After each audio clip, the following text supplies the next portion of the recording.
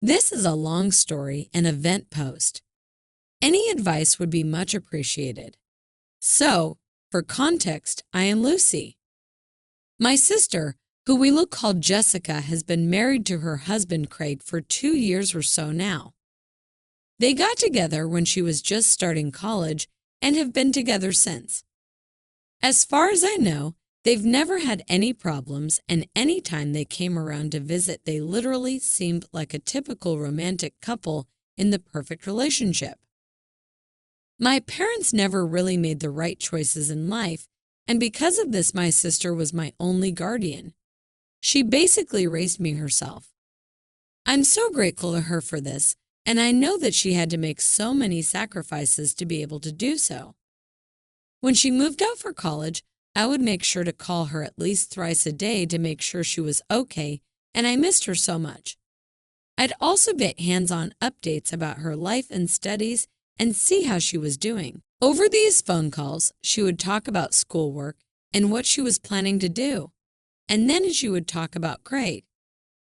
She would describe him so amazingly that it literally upped my standards of love and boys in general. For example, she would tell me about all the flowers and chocolates he got her or the dates they went on and stuff like that. He seemed sweet. He treated her wonderfully. After living with my parents and my sister gone, I wasn't someone who had a role model of what a healthy relationship should look like. My parents should have gotten divorced a long time ago, to be honest. Due to this, I became quite close to Jessica and in turn with Craig. It had always been me and Jessica growing up, so when she introduced me to him, it felt like I finally had an older brother.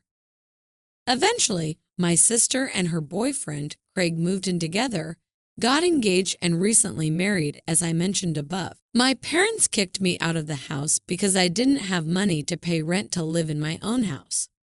Sounds dramatic, but it is true. Jessica moved out with Craig because she had no money for rent either, and he was more than welcoming. He comes from a wealthy family and lives comfortably in a 3-bedroom apartment. I currently work at a ranch where I eventually met my boyfriend Russell, 20M. His parents own the ranch. I have a few perks at the ranch, like I can use their courses to practice horse riding. I can even get free lessons with a certified riding instructor and stuff like that. I love my job a lot, even though my pay isn't that good due to the perks. I've been working here for almost a year now, but I met Russell much later and started dating him just recently, which led to a series of scary events at home with my brother-in-law. When my parents kicked me out, I didn't earn enough to give them how much they were asking for. I would have to work 2 jobs or take up a new one, which paid me more to be able to pay them the rent, so I found myself living with Jessica and Craig. Craig works from home, so unless he is taking my sister out or going to the gym, he is at home. He makes enough money doing whatever he does. He works at his family's company, so that explains it, I guess. Recently, they came to me and announced that they were expecting their first child together, and obviously I was very excited for them, but my sister has had a few miscarriages in the past, and Craig told me that we had to take extra care of her. This has turned out to be a very complicated pregnancy for my sister, even in these early stages, so it's definitely a high-risk situation. Hopefully, this is enough for you to get a clear picture of what's going on. My parents had an old car which I was allowed to drive to work and school, but after they kicked me out, I obviously could no longer use it. This was a bummer because I loved the sense of freedom it gave me to own a car, but whatever, I'll get over it. Craig insisted that he wanted to drop me off to school and work and even pick me up later. I was extremely grateful to him for this because it meant that I wouldn't have to take the bus or walk. So after he finished his daily routine at the gym, he would head home, shower, get me my favorite Starbucks. Even though I repeatedly asked him not to get one every day, sometimes it was fine, and drop me off to school and then in the afternoon, he'd pick me up from work and drive me to my workplace. At the end of my shift, he was usually waiting outside or on the way, so it was really a huge help, and I was grateful that he could take so much time out of his day to help me. He said he wanted me to be comfortable when I stepped out of the house. In the car, we'd end up talking and having conversations, whether it was about my dear sister or the plans for the baby, but he would always ask me if I was dating someone or had a crush on them.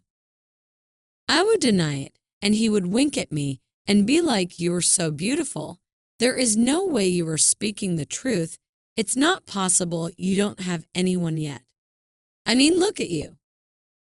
Come on, you can tell me. I won't tell your sister. You can trust me." I mean, there was a guy.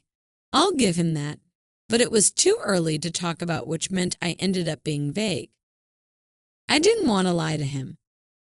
Basically, I just played coy whenever this came up, and I didn't give him any specific answers because I didn't want to jinx myself. As I said earlier, Russell, the guy that I was talking to, asked me out on a date. We ended up spending a lot of time on the ranch together while I was working. Usually, during my shifts, he would come and help me out, or we would go riding together. I was really excited, and I should not have, but one day a couple of days ago, I ended up telling my brother-in-law Craig about Russell. I expected a good response. I thought he would be happy finally there was someone in my life because he asked about it so much, but he immediately went cold. I don't know how else to explain it, but there was no longer a familial warmth from him. He stopped the car, pulled me closer to him, and then let go. He drove again. He started asking me a lot of questions, very matter-of-factly, and I answered honestly because I figured it was just the protective older sibling thing. I assured myself that it might take some time for him to get used to me dating someone. I was wrong, because when I told him that we had been talking for a month or so, he freaked out and got really angry.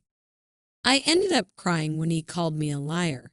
He said I had been trying to hide this from him. The one thing that has stayed on my mind since is that he literally said, "What about us, baby?" This has left me so confused because what does he even mean? The worst part is that now, because of how he reacted to Russell's news, I'm overthinking about everything that has happened since I came to live with Jessica and Craig. For instance, the swimming pool thing. So there is a pool in the backyard of Craig's house, and sometimes I'll go there to swim or just lie out there and tan. However, I've now come to realize that any time I went out for a swim or tried to sunbathe, Craig would make an excuse to come and do something outside, whether he'd start up the grill or mow the lawn. He would even jump into the pool with me often, and I thought it was just him working out like me. He has been weirdly touchy with me in the pool.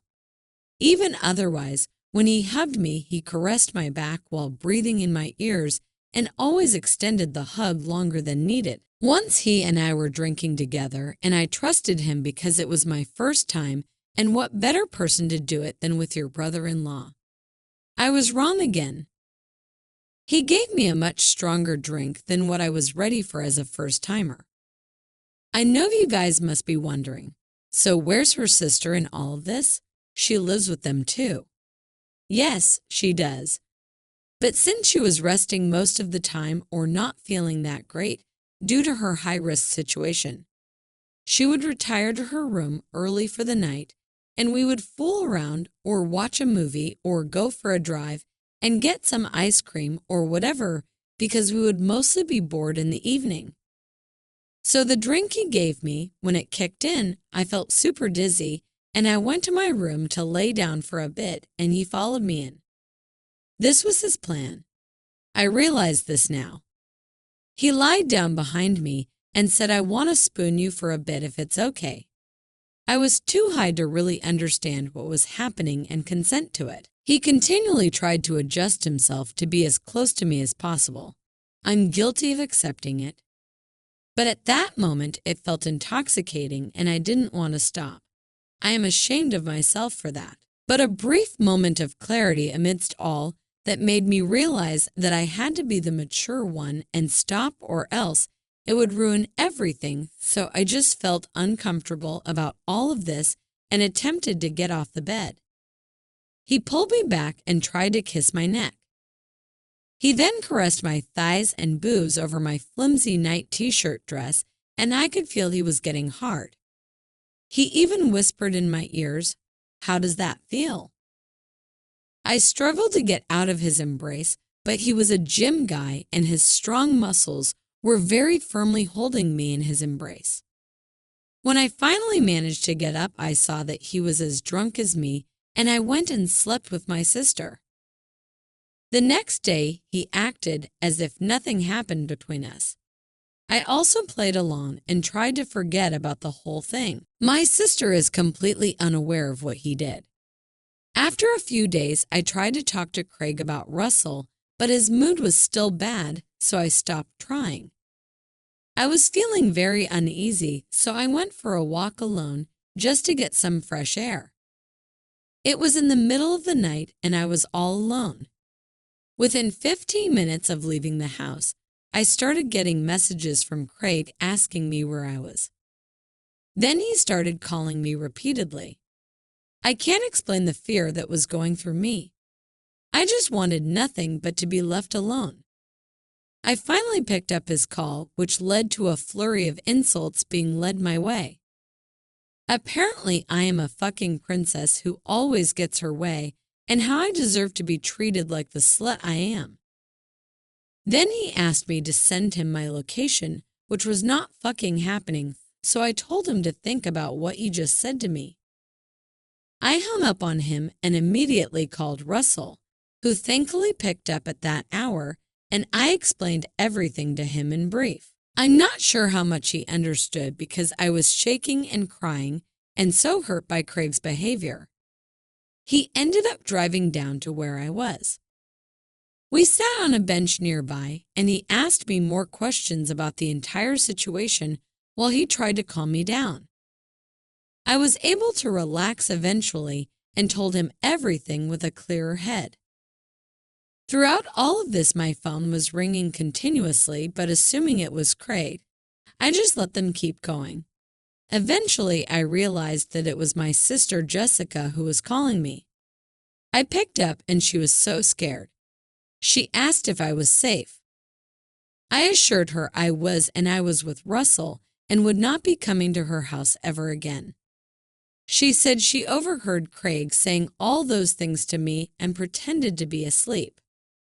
She apologized for not being able to protect me.